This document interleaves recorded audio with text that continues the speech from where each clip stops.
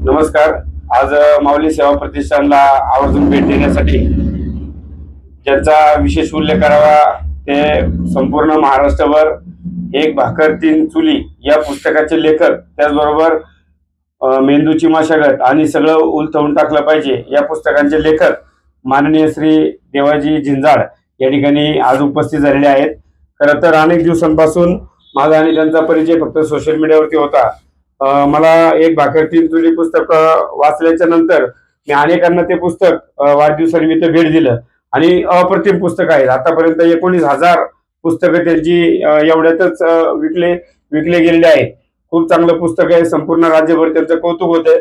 परंतु एवढं पाय जमिनीवर असलेला लेखक मी म्हणजे पाहतोय की मग आल्याच्या नंतर सरांना म्हटलं चला हॉटेलमध्ये जाऊन नाश्ता करू। म्हणजे वडापावची हातगाडी कुठं असेल तर तिथे येईन मी कुठल्या हॉटेलला येणार नाही माऊली तुझ्यासोबत।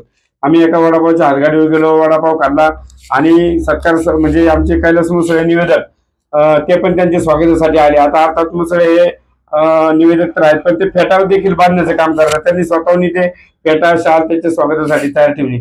म्हणजे सर घेत नव्हते फेटा वगैरे, पण त्यांना म्हटलं सर आमच्या हुतात्मा राजगुरूंच्या जन्मभूमीमध्ये आम्ही स्वागत करतोय, प्लीज स्वीकारा। तेव्हा त्यांनी कुठेतरी तो फेटा बांधायला परवानगी दिली।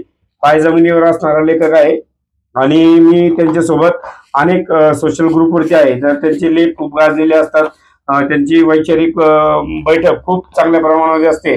खरं तर मला थोडंसं मागाशी मी बोललो की लेखक आपल्या भेटीला स्वतःहून येणं यापेक्षा आपण खरं तर त्यांच्या भेटीला जायला पाहिजे होतं।